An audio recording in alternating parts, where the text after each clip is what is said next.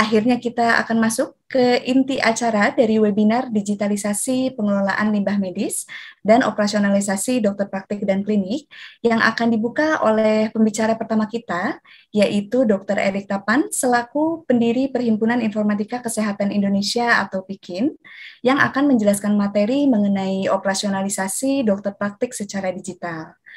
Baik, sebelum masuk ke pemaparan materi, saya akan terlebih dahulu membacakan CV dari Dr. Erik Tapan. Beliau merupakan praktisi informatika kesehatan atau kedokteran, sering menjadi pembicara atau narasumber acara-acara informatika kedokteran atau kesehatan di dalam dan luar negeri, yaitu Malaysia, Korsel, Taiwan, dan Leipzig, Jerman. Beliau juga merupakan member IMIA, yaitu International Medical Informatics Association. Beliau juga merupakan member dari APAMI, Asia Pacific Association of Medical Informatics. Beliau juga merupakan pendiri Perhimpunan Informatika Kesehatan Indonesia atau PIKIN, dan sering menjadi konsultan digitalisasi rumah sakit dan klinik. Baik, berikut merupakan CV-nya Dr. Erik Tapan. Untuk selanjutnya akan saya berikan langsung ke Dr. Erik Tapan selaku pembicara kita hari ini. Silakan, Dok.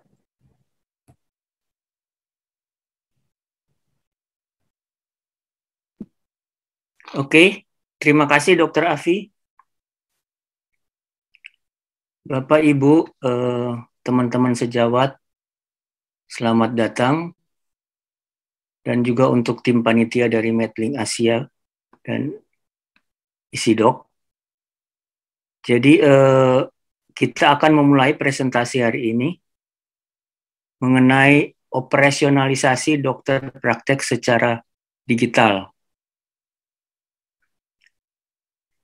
Bapak-bapak, ibu-ibu, perbedaan antara digital saat ini dengan beberapa waktu yang lalu itu ada perbedaan besar, yaitu sekarang ini kalau disebut digitalisasi itu berdasarkan cloud atau awan, artinya servernya kita itu bukan di tempat kita, tetapi di server yang cloud atau di awan.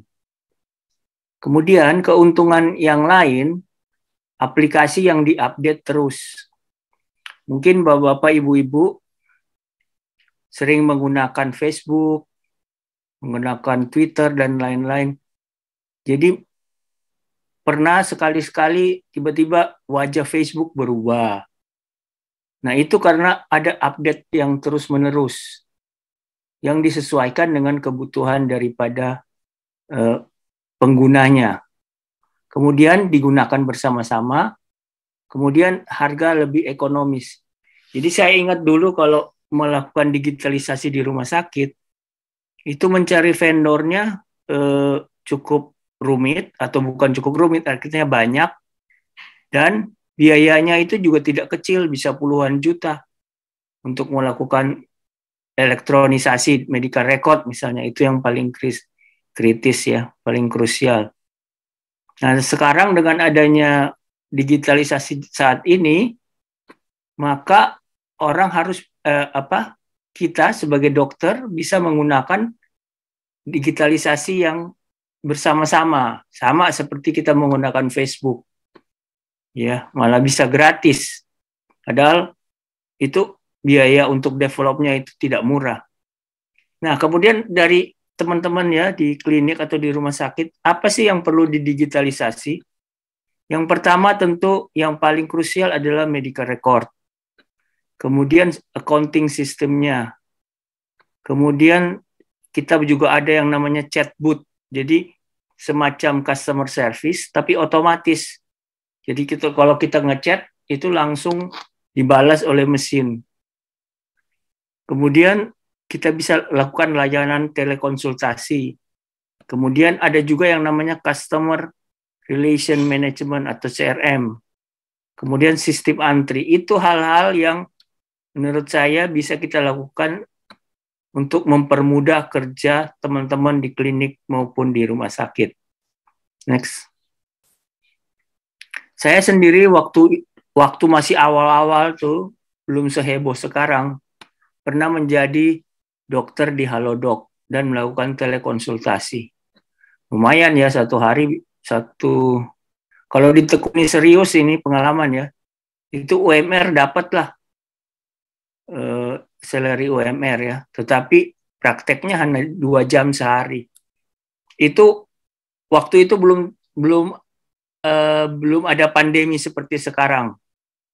Tetapi yang terjadi sekarang dengan adanya pandemi, jadi semua jadi telekonsultasi semua. Dan bukan hanya Halodoc aja, dan semua platform juga udah banyak. Next. Tetapi setelah saya amati-amati, kita sebagai dokter atau rumah sakit sebaiknya menggunakan teleplatform sendiri. Kenapa? Karena ini yang lebih dipercaya pasien. Jadi kalau rumah sakit atau dokter mempunyai fitur telekonsultasi, itu lebih dipercaya daripada fitur konsultasi yang digunakan oleh platform yang sekarang ini banyak gitu ya. Bukan berarti tidak dipercaya yang lain, tetapi masyarakat kalau disuruh memilih dokter mana, dia akan memilih dokter yang menggunakan telekonsultasi di rumah sakit atau pribadi dibandingkan dokter yang secara umum melakukan telekonsultasi di platform-platform digital saat ini. Next. Nah, keuntungan apa? Apa keuntungan kita sebagai dokter atau pimpinan klinik atau rumah sakit jika menggunakan aplikasi yang saya sebut aplikasi internal? Ya, kita tahu saat ini kan terjadi perubahan yang sangat revolusioner di bidang digital. Dan untuk kalau dulu nih saya di rumah sakit atau klinik untuk melakukan digitalisasi itu harus ada tim khusus IT yang mendevelop itu. Selain ada tim, mesti beli server. Selain mesti beli server, mesti beli antivirus. Banyak sumber daya yang diperlukan untuk membangun suatu digital di rumah sakit atau klinik. Apalagi di praktek dokter. Sangat jarang dokter mandiri membeli aplikasi untuk di prakteknya karena biayanya itu nggak nutup gitu, bisa puluhan juta gitu.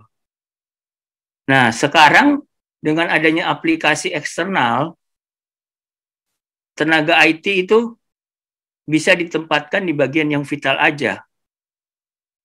Nah, kalau dulu juga beli program, beli putus. Paling maintenance-nya setahun. Sesudah itu, jika ada update, kita nggak dapat apa-apa. Itu kekurangan jika kita beli aplikasi yang putus. Udah bayar mahal, tapi nggak diupdate. Kemudian kalau kita masukin, misalnya ya, medical record pasien, kita masukin ke internet, itu bisa ada virus yang masuk ke server rumah sakit. Itu yang paling sangat ditakutkan. Kalau masuk hanya di program rekam medis, sungguh bahaya. Tapi kalau masuk sampai keuangan lebih bahaya lagi. Itu kalau sudah menghubungkan semua aplikasi dengan aplikasi internal rumah sakit. Sehingga keuntungan lain menggunakan aplikasi eksternal, tidak ada hubungan antara aplikasi eksternal dan aplikasi internal kita, sehingga mencegah virus itu masuk. Next. Nah, definisi medical record seperti yang akan kita jelaskan di sini, kita bisa baca bersama, yaitu suatu rekam medis elektronik adalah informasi kesehatan berbasis komputerisasi yang menyediakan dengan rinci catatan tentang data, demografi pasien dan seterusnya ya. Jadi kita bisa baca medical record, kita semua udah tahu ya teman-teman sejawat dan mungkin praktisi IT di rumah sakit atau klinik. Medical record itu kita diwajibkan oleh Dinas Kesehatan untuk selalu melakukan pencatatan di medical record. Tetapi dengan adanya electronic medical record, itu semua pencatatan itu kita lakukan secara elektronik. Keuntungannya apa? Next. Keuntungannya mengurangi duplikasi kerja. Ini saya cerita dulu waktu saya kerja di rumah sakit bersalin ibu dan anak, rumah sakit ibu dan anak. Waktu masuk pasien udah his, aduh dok, udah mau melahirkan. Nanti ditanya, nama ibu siapa? Alamat apa? Itu kan di UGD ditanya. Sudah ini cepat-cepat ke VK. Masuk ke VK, didorong. Sampai di VK ditanya lagi, nama ibu siapa? Ada ibu melahirkan, masih ditanya nama terus. Nah, dengan adanya medical record, hal itu tidak akan terjadi. Karena semua satu kali data itu masuk, bisa dibaca di mana-mana. Mengurangi error. Kalau misalnya umur 5 tahun, ntar karena kesalahan pendengaran bisa umur jadi 6 tahun dan lain-lain. Kemudian kualitas pelayanan kita menjadi meningkat. Kemudian biaya pasti akan jadi lebih murah, apalagi kalau menggunakan aplikasi internal. Kemudian tempat. Kalau dengan catatan-catatan medical record yang lama, kan mesti berak-rak dan nyarinya juga susah. Tapi dengan electronic medical record, semuanya jadi lebih mudah dan hanya mungkin satu ruangan aja untuk seluruh pasien rumah sakit. Lalu, apakah medical record, electronic medical record sudah didukung oleh regulasi? Nah, ada 2 regulasi yang saya tahu, yaitu yang pertama tentang Permenkes 269 tahun 2008 yang bercerita tentang electronic medical record. Bisa dibaca di situ. Kemudian yang regulasi yang kedua, karena regulasi dari Permenkes ini belum ada turunannya, maka untuk lebih dari itu kita bisa mengacu ke Undang-Undang ITE. Next. Nah, ini regulasi dari Undang-Undang ITE. Yang next. Yang menyebutkan bahwa semua catatan elektronik yang ada tanda tangan elektroniknya, yang ada sertifikat elektroniknya, yang dilakukan oleh penyelenggara elektronik itu adalah legal. Next. Ini turunannya, kita bisa baca bersama nanti ya. Next. Kemudian dari banyak aplikasi elektronik medical record, saya tahu banyak yang udah menawarkan aplikasi elektronik. Tetapi saya sedikit memberi panduan bagaimana cara kita memilih aplikasi elektronik medical record. Carilah pengembang atau developer atau suatu aplikasi yang dibuat oleh perusahaan yang telah berbadan hukum. Kemudian sebaiknya kalau bisa gunakan server yang di awan, yang disimpan di internet. Kemudian sebaiknya kita tanya bagaimana mereka melindungi data kita dan keadaan apa yang bisa mereka lakukan seandainya terjadi kasus-kasus emergensi. Misalnya nih ya, tiba-tiba servernya down atau servernya rusak, kebakar gitu. Nah, kira-kira hal-hal apa yang telah mereka lakukan untuk membackup hal itu. Nah, ini ada satu lagi, kalau ada endorsernya dari kalangan profesi seperti ID ataupun turunannya, itu lebih baik lagi. Dan yang penting, aplikasi yang kita langganan itu, dia terus-menerus mengupdate sesuai dengan apa yang ditemukan atau permintaan daripada para user. Itu hal yang dilakukan oleh Facebook, saya ingat. Sering berubah dia. Dari dulu tampilannya berubah. Karena mereka melihat, oh yang ini rupanya lebih baik. Oh yang ini orang lebih senang. Kalau bisa, pakai basis web. Supaya tidak berat nanti. Jadi bisa diakses dari handphone. Dan operasinya friendly user. Saya senang banget dengan Facebook. Kenapa?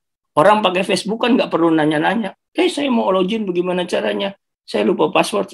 Kita bisa cari sendiri semua di situ. Dan semua sudah gampang. Itu yang namanya friendly user. Kemudian menggunakan SOAP. Ini biasalah kalau kalangan kedokteran pasti sudah tahu ini. Kemudian ada fitur auto complete. Jadi kalau misalnya untuk obat rifampicin, kita tulis rifam, langsung disambung.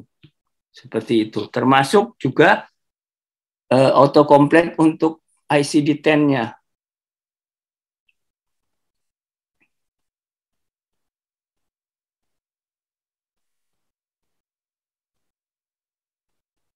Nah, kita juga bisa mencari tips aplikasi yang ada laporan keuangannya. Lebih bagus lagi kalau sudah digabung dengan laporan keuangan. Tapi untuk awal mula, kita bisa dulu deh. Ini pengalaman saya. Nanti pelan-pelan kita belajar. Kalau sudah lebih familiar, baru kita masuk ke keuangan. Begitu juga laporan stok obat. Sebenarnya stok obat ini integrated ya. Kalau kita udah punya aplikasi elektronik medical record, biasanya langsung ke stok obat. Kemudian yang saya dukung sekarang dengan adanya pandemi dan lain-lain, itu kita sebaiknya mencari aplikasi medical record yang ada telemedicine. Nah, ini lagi iseng nih, saya bilang kalau terhubung dengan P2KB-ID lebih bagus lagi. Setiap kita periksa pasien, kita bikin tindakan, semua ada SKP-nya yang bisa terhubung dengan P2KB-ID kita, sehingga waktu bikin laporan tahunan, 5 tahunan tidak susah lagi. Kemudian sebaiknya kita memiliki platform HL7. Apa itu platform HL7? Contohnya begini. Misalnya nih, satu medical record kan ada nomor, nama, alamat, tanggal lahir, dan lain-lain. Yang mengatur hal itu kan, kalau masing-masing platform bikin sendiri, itu nggak bisa komunikasi.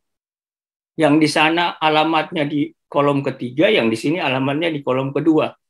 Nah, itu ada satu platform, ini platform yang berlaku seluruh dunia, ini lebih diketahui orang-orang teknisi, ya, orang-orang developer, namanya HL7.